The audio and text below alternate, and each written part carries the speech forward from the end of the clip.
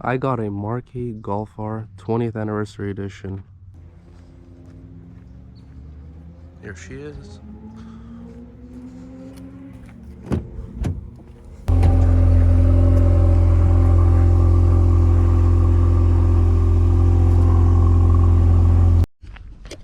So guys, I did sell my Mark 7 Golf R, and instead, here's the replacement. As I mentioned earlier, this is a 2023 Mk8 Golf R 20th anniversary edition, and this one is a 6-speed manual. So I just want to make this video today, just my first impressions. The car has about 1,000 miles on it, so I have a pretty good idea what the car's about, what I like about it, what I don't like about it, and just a little bit of an intro to the channel with this car. Okay, so I want to start off with the exterior of the car. Let's start with the front here. I really honestly did not like how this car looked in the front at the beginning, but the more I look at it, the more I really like it. Especially here, let me unlock it so you can see the headlights. Oh, it's too bright out, but this thing has a really cool look at night with the light bar and those DRLs. The car looks really aggressive. And these headlights, actually, if you didn't know, they are the matrix capable headlights where they can dim around a vehicle kind of thing, or obstacle or whatever, but you have to get that coded in. So that's pretty awesome. Obviously this car still has its Golf look. You can tell it's a Golf, and this one's a little different since it's the 20th anniversary edition. So that comes with a bunch of these blue accents. As you can see, they run along the front end of the car, on the badge, and then moving along here. I forgot to mention also, you get parking sensors standard on these Mk8s.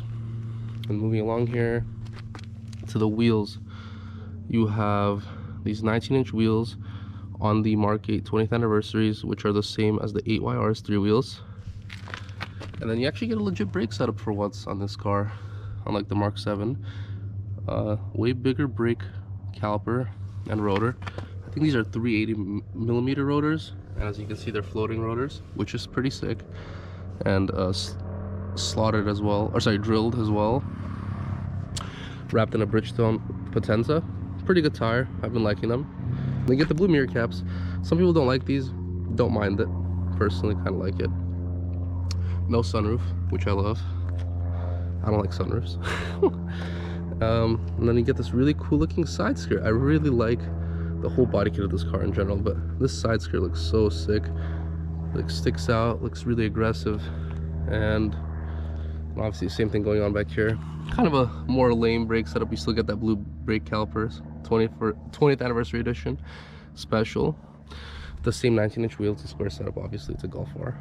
This whole rear quarter area is very similar to the Mark 7, except for this wing, which I think is super awesome. As you can see, it has a little air duct or opening there for air to flow through, you know, downforce, hashtag race car. But it looks quite good. It looks super like kid racer. Car actually looks like a Golf R now. You know, the Mark 7s just look like a Golf. This has something special to it. Even if you didn't know anything about cars, you could tell this thing's different. But yeah, another blue badge. And I really love the back end of this car. From the beginning, even before I purchased it, they really killed this back end here. I'm gonna be swapping out those taillights there for Euros though. Exhaust coming as well, but yeah, this thing's just super thick back here. Probably gonna be deleting those reflectors. But yeah, and then obviously this side's the same thing. But yeah, I really do quite like the look of this car. And I think a lot of people are gonna start enjoying the look of these more as they get modded and stuff. I think lowering this thing will make a big difference.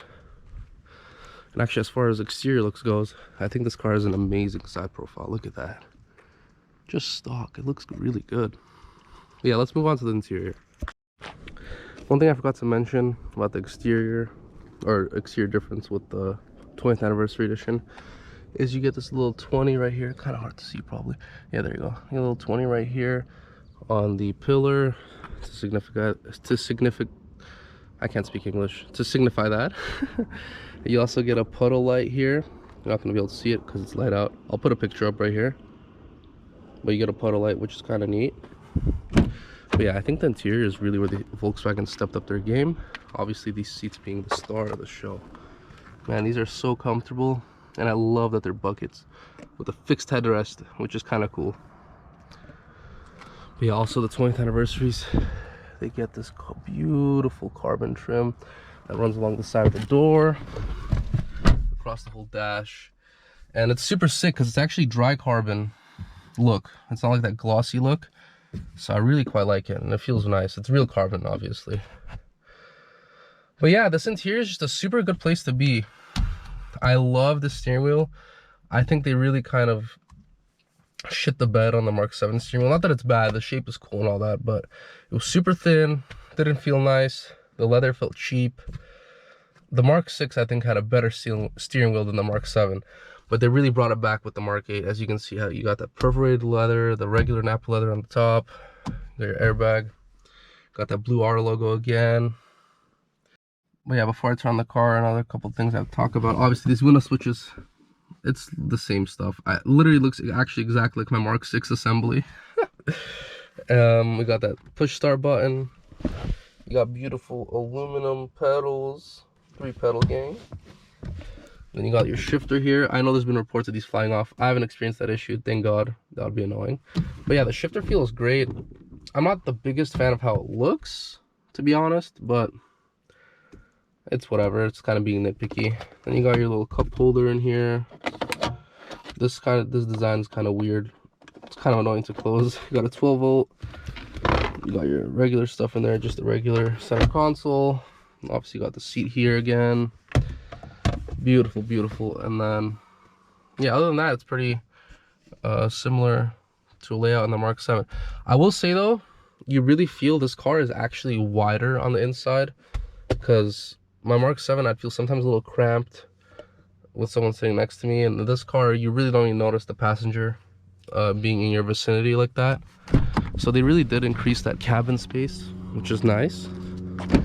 And the back seat here, sorry I have some camera gear, but nothing too crazy. You get this fake carbon pattern, blue accent on the headrest there. But yeah, the back seat's kind of same old.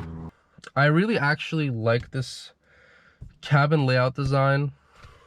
All this haptic button stuff, yes, it's sometimes annoying to deal with, but once you live with the car for a bit, you really get used to it, and it just makes the cabin look so clean. Like, I love it. All I have is my push engine start and a shifter. And then let's actually start the car so you can see some of these cool displays they have going on. So you got a digital dash standard, obviously. All the works. Ambient lighting all around, by the way. This is my favorite one right here. So you have your central tachometer with your speed. You got the R logo there, which is sick. And then you can put whatever you want here. On the right and the left, I have the G meter, and then just my temps. So my coolant oil temp. And moving on to the steering wheel buttons. Honestly, the haptic on here is not that bad. The only one that's been kind of annoying is this heated steering wheel button. Sometimes when I'm driving, I kind of clip it with my palm or something, and I'm just like, oh, what the heck. But other than that, haven't really had any issues with it. I really also think it's super sick that they did it like the M cars have it. You know how the M cars have M1 and M2 buttons for like the preset aggressive driving modes. So you get the R mode, so it goes in race, which is cool. So you hear the engine rumble a little more. And you get, with the 20th anniversary editions, let me show you again. You get a drift mode and you get a Nürburgring mode, which is sick. So this Nürburgring mode is really a joy in the canyons. But yeah, and this whole layout here with the drive modes is nice. And what I like about this infotainment system, I know it's the whole, like, I mean, realistically, there's no getting around this type of infotainment system. All the manufacturers are going to be moving to full touchscreen, no buttons, but this one's pretty intuitive, honestly. Luckily, the 2023 model year infotainments aren't nearly as laggy as the first iteration, and yeah, I haven't really had any issues with it. So you get your shortcuts for all the important stuff. So you get your climate, your assist systems. I usually tend to turn a lot of these off because they're kind of annoying, they interfere. You actually have a parking assistant. I've never used this, but it's kind of cool. I don't think I ever will use it. And then obviously you get your mode selection. But what's also super neat is you have a shortcut menu up here. So I have my traction control already set here, but you can mess with what you want up here, change your shortcuts. So they really try to make it easier on you. Like, they know that they're taking away your buttons, but they want you to still have an intuitive system that's easy to use and easy to live with. This thing, in my opinion, is a huge step up over the Mark 7R. Obviously, I don't really have any experience with the Mark 7.5R, but I'm assuming it's pretty similar. But this all-wheel drive system, man, it just makes such a difference. And I think this thing handles better than my Mark 7 did. And my Mark 7 had Öhlins coilovers and sway bar and some other suspension mods. And this thing's fully stock. And the way this thing just rotates out of corners, it's just mind-boggling how you can push this car.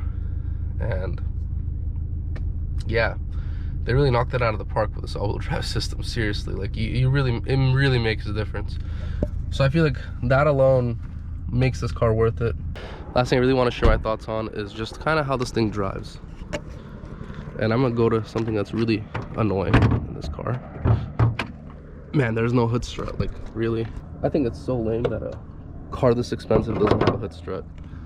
Classic Volkswagen cost cutting. But yeah, like, seriously, like I mentioned, that all-wheel drive system makes a world of a difference over the Mark 7. And this thing handles so much better. It's really not even funny. Man, these helicopters. This car really brought back that Golf R feel like I had with my Mark 6. The Mark 7, in my opinion, that car was soulless. It was too good. Like, there was no fun involved. It was to no fault of its own, but the car just felt boring, especially with the dual clutch transmission. So that's why I got this manual in this car, and this car feels a lot more playful. It is heavier, but it feels lighter. I don't know how they did it. The car feels light on its feet, feels tossable. It's also very easy to drive. It makes you feel like you're a good driver. Like just rev match downshifts are so easy. Upshifts are not hard. Engaging first, reverse, it's all easy. It's made for the driver, and I've just been having a lot of fun owning this car. Let's get into the engine a bit. So this has the E888 Gen 4. They beefed up that fueling system like crazy. These things can push up close to 8,000 PSI, and you can run E85 in these out the box. You don't have to do any fueling mods. I think you just have to do a fuel line, but you don't need injectors. You don't need a high pressure fuel pump internals like you used to. Also, they changed up the turbocharger. It does have a Garrett turbocharger now. Not sure what the name is, but these are a lot more capable than the IS38. They're not much bigger, but they're a lot more efficient. So these things can be tuned up to around 480-ish with an E85 tune. But yeah, guys, that's the car. I just want to come on here, kind of introduce it, show it off. And there's not much content with these cars on YouTube at all. So I'm really looking forward to all the stuff I'm be doing with this car. I'll be doing like races with other Mark 8s, like DSGs rather. Like more reviews of parts, part installs, exhausts, a whole bunch of stuff. So I'm really quite excited about this thing, and I'm gonna show some exhaust clips right here as well.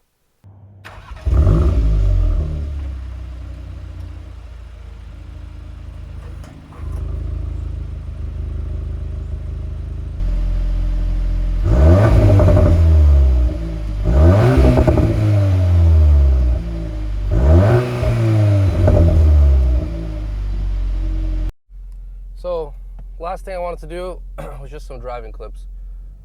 It's gonna be a little harder with one hand, but it's okay.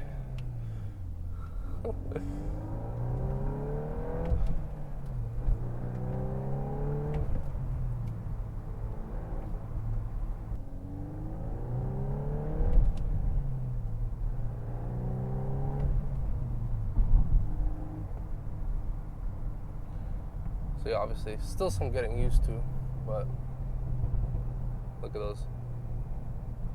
Downshift a second here. Super easy to drive.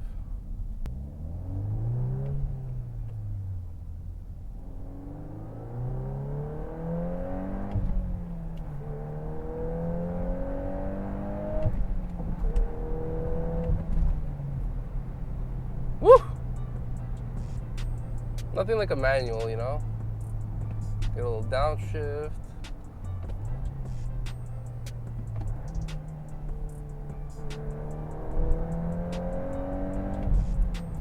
It's so easy to drive. So that's the video. Hope you guys enjoyed.